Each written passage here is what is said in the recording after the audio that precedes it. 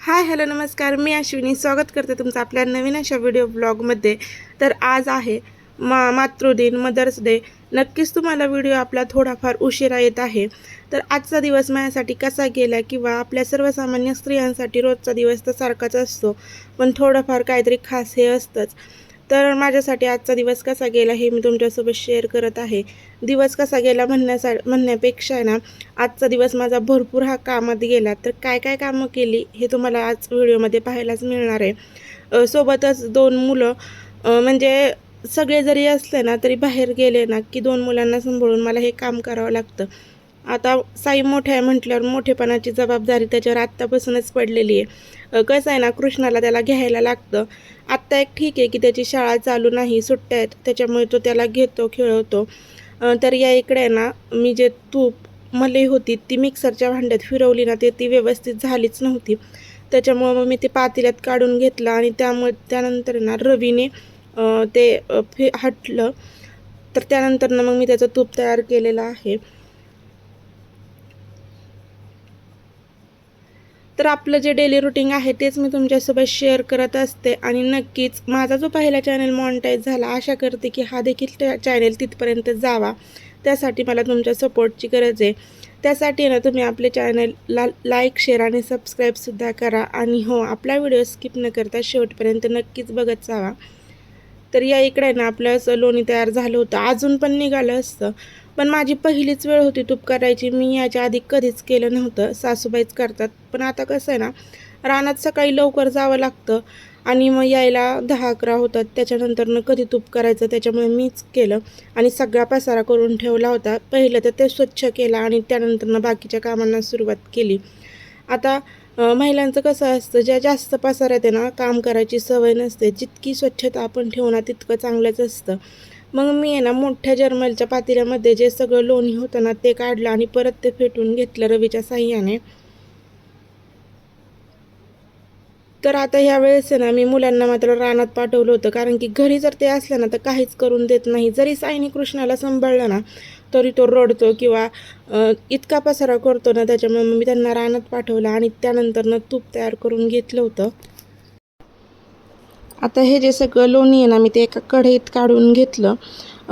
पहिल्यांदा तूप केल्यामुळं नीट मला समजत पण नव्हतं की ते कसं होतं, काय होतं.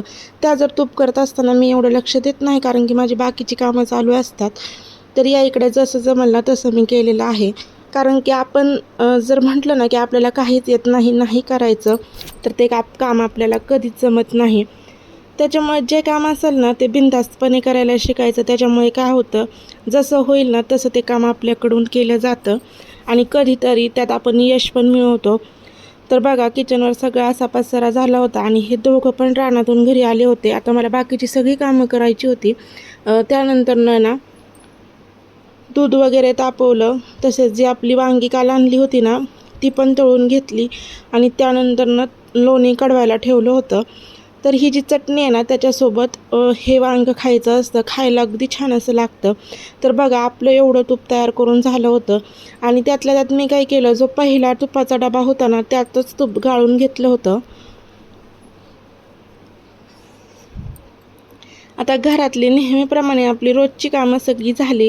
जसे की धुणं, भांडी, झाडून, फरशा, कृष्णाचं खायचं, हे सगळी कामं करून आहे ना मी शेंगा सोलायला आले होते. तर ह्या आजी आहेत ना, माझ्या सासूबाईंच्या आई आहेत. मग त्या म्हणजे बसूनच असतात, त्याच्यामुळे ते बसल्या बसल्या कामं करतात. तर त्यांच्यासोबतच मी पण थोड्याशा शेंगा सोलू लागले आणि त्यानंतर मिस्टरांनी मटण आणलं होतं, त्याच्यामुळे मी दुपारीच म्हणजे त्या शेंगा तसंच ठेवल्या. मग त्यांनी त्यानंतरनं त्या शेंगा सोलल्या आणि मग घरी आले आणि घरी आल्यानंतरनं मटण शिजायला घातलं होतं. तर ही जी मुलं आहेत ना ती अजिबातच दुपारची झोपत नाहीत. त्याच्यामुळे त्यांना घरात आहे ना कोंडून ठेवावं लागतं अक्षरशः. आता जर हा टब आणला ना तेव्हापासून साईचं मस्त असं त्याच्यातच खेळणं चालू आहे आणि कृष्णा मात्र त्यामध्ये जायला घाबरतो. त्याच्यामुळे तो काय जात नाही. आता बिना चपलीचाच तो तिकडे गेला होता, पाय पण त्याचे भरपूर भाजले म्हणून रडत होता. तर या इकडे हा आंबा आहे ना आपल्या घरच्या झाडाचा आहे, तो मस्त मी खात होते. तर साईने पण त्या टबमध्ये बसून मस्त असा एन्जॉय केला.